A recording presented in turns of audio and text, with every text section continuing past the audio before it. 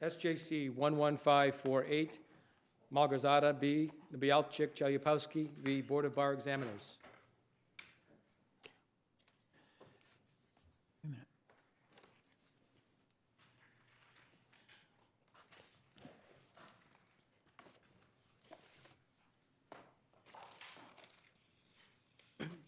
May it please the court, justices, thank you very much for the privilege of addressing this court. My name is Chalupowski, and I am the pro se appellant in this matter, and I am not the despicable person described in the BBE pleadings. I'm a physician, a science writer, a lecturer, and consultant in global health. In 2005, I put my medical career on hold and entered law school in order to find a way out of a maze, legal maze that was created by a group of attorneys who removed over $500,000 from my husband's bank accounts, which also held my funds. They attached our retirement accounts in violation of law and committed many other wrongful acts which amount to a guardianship abuse case, which went very, very far away from normal legal proceedings. I graduated from law school in 2008 and passed the July 2008 bar exam. 7 years later, I do not have my license, and that's why I'm here today. Since January 2012, I've been working overseas as a clinical lecturer and consultant for projects funded by the United Nations in Sub-Saharan Africa and Southeast Asia. I have security clearance from the Department of State and also from the European Commission for Humanitarian Operations to work in post-conflict regions. Since January 2012, I've been traveling extensively. I took over 30 trips to different countries. And at the same time, when I was home, I managed to participate and attend continuing legal education courses. And between 2008 and the present, I have a total of 116 credits accumulated in the continuing educational legal education courses. Excuse me, may I have some water, please? Yes.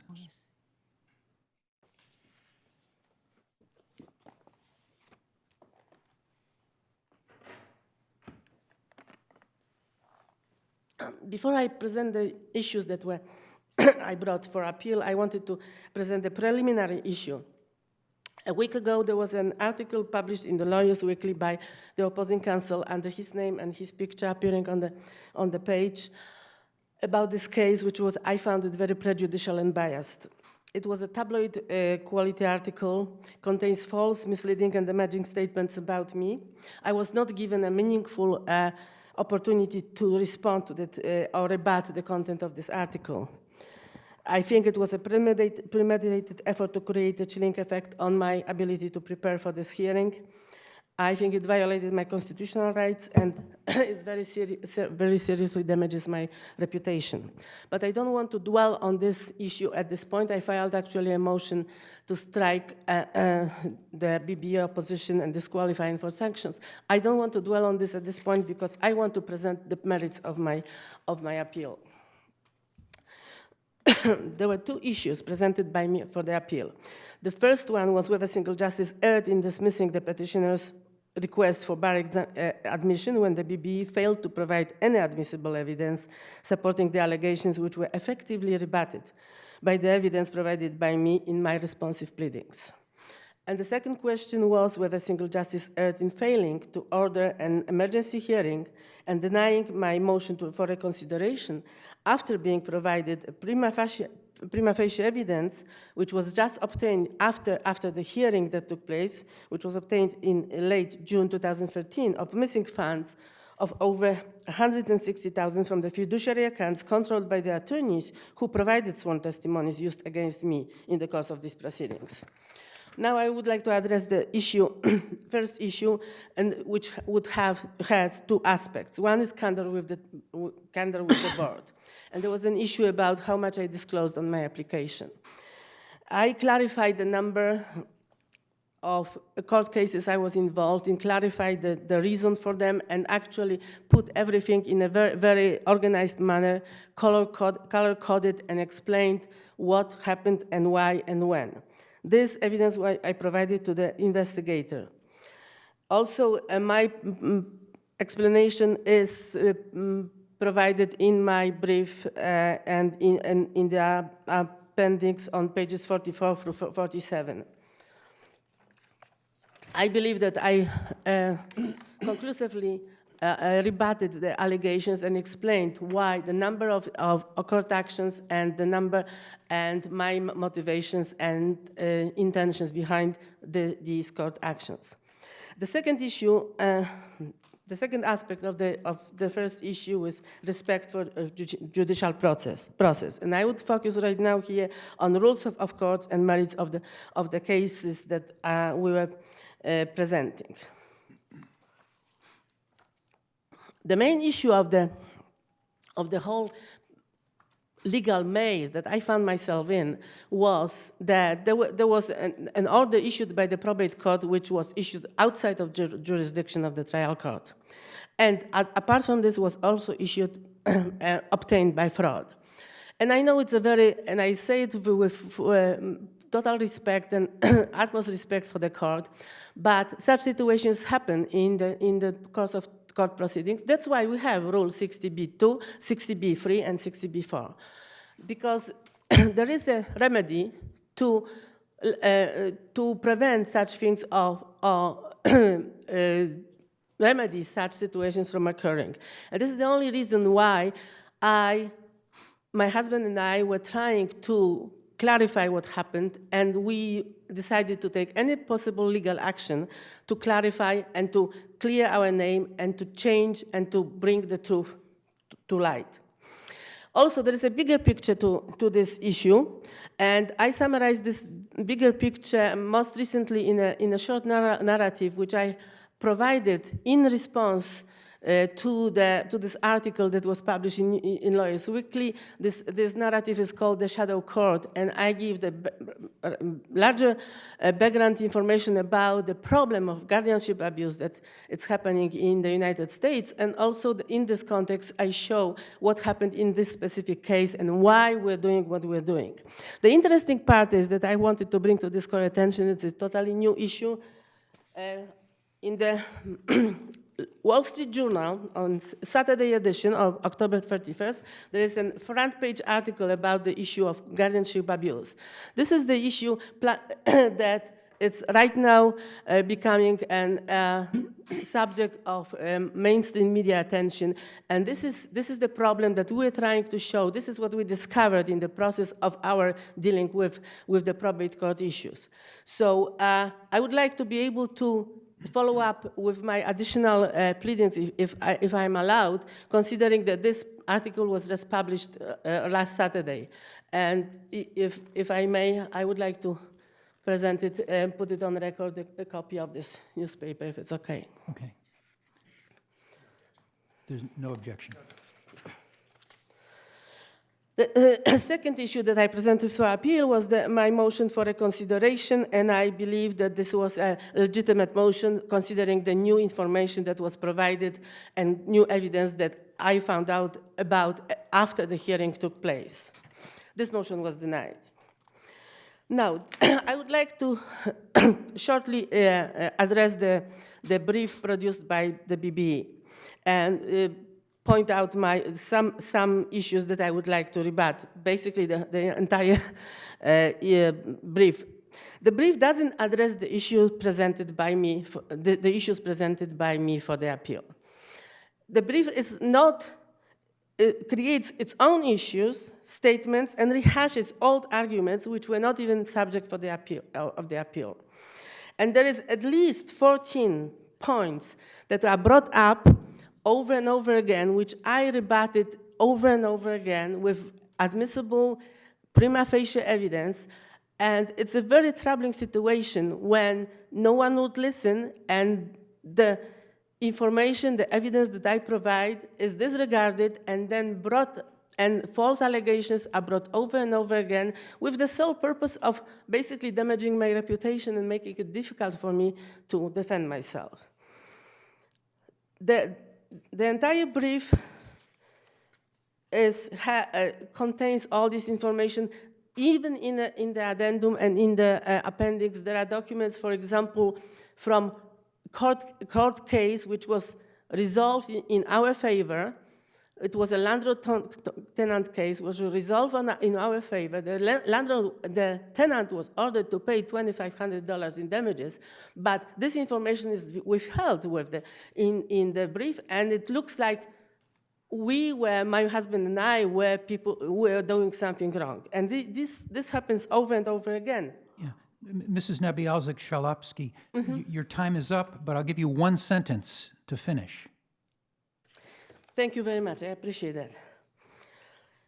And there was a number of other concerns. So I would like to conclude that non-disclosure, which was in my application and which was addressed in my brief, is what was adequately explained. And in any event, 7 years of suspension, because it has been 7 years since I graduated from law school, it's an extremely harsh punishment for this.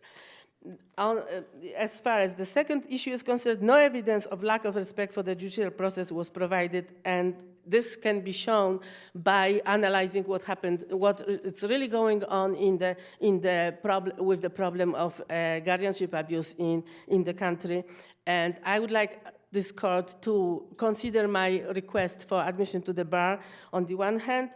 And also, I would like to petition the court to establish a task force in Massachusetts which would be able to address this issue that is becoming such a prominent issue, and issue of elder abuse and elder financial exploitation by court-appointed officials. This is what I was trying to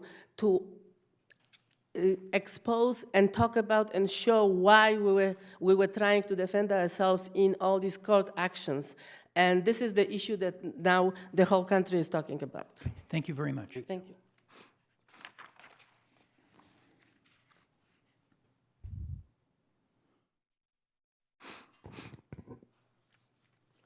Thank you, Your Honors. May it please the Court. Matthew Wilnicki, Mielik and Porter, on behalf of the Board of Bar Examiners. Your Honor, Dr. Chalupowski's briefs speak volumes about the reasons why the board decided the way it did and why the single justice decided the way he did. You're right, Dr. Chalupowski's briefs and the Board of Bar Examiners' briefs don't necessarily line up.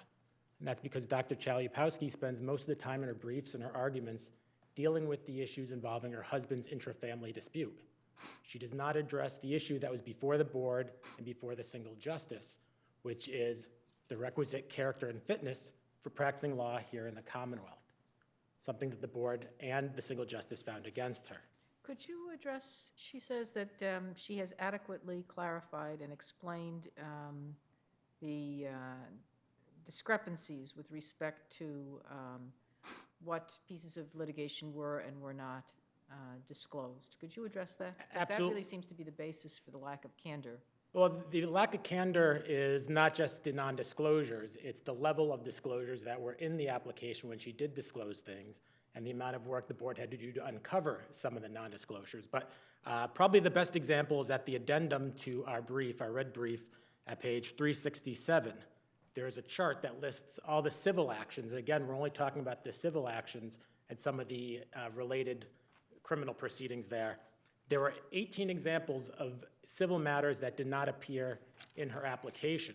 There were certain categories that were omitted in her application, including landlord-tenant disputes, disputes with her condominium association, a personal injury dispute, and a series of discrimination suits against Harvard University, her former employer. Now, if we use Harvard as an example, it really was a situation where the board was peeling back at layers of an onion. At times, we would see one non-disclosure or inadequate disclosure, for example, the Harvard situation, where she says on her application, she doesn't list that she had the discrimination suits against Harvard. What she says on her application about Harvard is that she was formerly employed there and that her job there ended because the project ended. When we went through and discovered the MCAD and the federal discrimination charge, in those, she actually says that she was terminated Reading further through that, you see that there were reasons why she ended her relationship with Harvard actually accusing her of doing some wrongdoing. Then we dig into the material she submitted in federal court in the Harvard situation, and we found affidavits of indigency, where she's seeking to be able to file briefs and submit a complaint without having to pay the fees. And looking through that, the board discovered that they didn't comport with some of her claims in her other civil matters, where she was claiming the same right to certain assets as her husband, but yet didn't disclose certain accounts and certain assets on her applications for fee waivers. So that's just one example of the peeling back the layers of the onion. When we look at the condo disputes or the landlord-tenant disputes, that through the process, at times she would come back and say that she had some additional litigation matters. And in our brief, we outline one of the situations, I believe it was the landlord-tenant situations, where I, as the investigator, had to ask her, are there any other matters? And there'd be no, and then I would go to the court and find that there would be other matters. And some of these other matters are not just matters involving a simple landlord-tenant dispute. It's where the tenants are raising counterclaims that are of serious nature, 93A violations, which on the bar application has its own separate section. Have you ever been involved in a lawsuit involving fraud or dishonesty? Things along that nature. But of course, the non-disclosure wasn't the only issue that Justice Gantz really paid attention to, and it's not the only issue that the board paid attention to. There's also the issue of the lack of respect for the judicial process, not just the finality of judicial decisions, but also issues involving the conduct during the litigation. As you see in Dr. Chalupowski's brief, as you see in her arguments, even her recent submission where she's having personal attacks against me, I did not write the Lawyers Weekly article. In fact, I'm quoting it as saying I have no comment on this matter while the appeal is pending. I was done independent by Lawyers Weekly. I didn't contact them. I didn't ask them to publish this article. But going back to the lack of respect for the finality decisions, Dr. Chalupowski has worked with her husband to litigate in many different courts the same issues involving these intra-family disputes. She then again is doing that in her very briefs. And at the various levels of the court, what would happen is she would bring a lawsuit, be unsuccessful, go to a different court. In that court include the lawyers who were involved in the prior action, the judges who were involved in the prior action, and at times other people, guardian ad litems, or other people that may have had tangential involvement. This went all the way up until she got to the First Circuit. In fact, she was sanctioned, and we put this in our brief and that chart, where she was sanctioned for bringing the same type of actions that one and more courts have found to be frivolous and duplicative. And again, I would say it's continuing over into here. This is her opportunity to argue her character and fitness before the bar and before the bench in order to become admitted to the bar, but yet she chooses to relitigate matters that have been decided time and again. And the board found other issues too. While her appeal to the single justice was pending, she was involved with one of her condominium lawsuit cases, I believe, one of the other matters going on in Superior Court. And during her time applying for membership in the bar, the court dismissed that case as a sanction for her and her husband's failure to comply with discovery orders by the Superior Court. And again, that was while her application was pending. Now, the issue here too is I respect the fact that Dr. Chalupowski feels that she wants to be a zealous advocate for herself if she's helping out her husband, which some people have said is the unauthorized practice of law. But you can't just have unchecked zealous advocacy on behalf of your clients or yourself. As attorneys, one of my mentors once said, as an attorney, you wear two hats, especially as a litigator. You wear your hat as your advocate, but you also wear your hat as counselor, as someone that provides advice to your client. Dr. Chalupowski has been a zealous advocate in some respects, but she needs to also recognize when to advise herself, when to advise clients that enough is enough. A final decision has been rendered. This carries over into her relitigation of issues for which she's been sanctioned. This carries over into her noncompliance with discovery, for which she has been sanctioned. This carries over even to the choice of the witnesses she chose to bring at the Board of Bar Examiners hearing. And Justice Gantz pointed that out in a single justice decision. The witnesses she chose were witnesses she sued. Now, it is her burden to show that she has the requisite degree of character and fitness to practice before the courts of the Commonwealth. She chose to bring 4 people who testified that she lacked that requisite degree of character and fitness. 4 people who accused her of the unauthorized practice of law. 4 people who she personally attacked in extrajudicial articles she posted on the internet describing a fee generation scheme, using facts in those articles that were simply not true, and later she admitted that she was aware that they were not true. That includes when she accused one attorney of being golfing buddies with the judge. That attorney testified at the Board of Bar Examiners hearing, he doesn't play golf. So those are the things that she has done as far as wearing her hat as a counselor. She has chosen to not comply with discovery obligations, to relitigate old issues, to use in her own defense witnesses who she knows to be adverse. Presumably, the reason why she chose them was so she could relitigate the same issues, just in a different form, that time at the Board of Bar Examiners. And I think this all comes down to, Your Honor, exactly what Justice Gantz found, that there has been serious concerns about her lack of candor. Not just pure non-disclosure, but complete disclosure, full disclosure, and adequate disclosure. I think it also comes down to a lack of respect for the finality of judicial decisions and the court process. And it also comes down to her lack of accepting responsibilities for her actions. You'll notice a trend going on in all these litigation matters, including a recent submission where she takes personal attacks on me. Instead of accepting that a case has been decided, and instead of accepting that something is done, something is over, she chooses to point the finger at someone else. She does it through litigation, she has done it through extrajudicial attacks, and she's doing it even throughout this proceeding while her bar application is pending. Thank you. Thank you. Stand in recess. All right.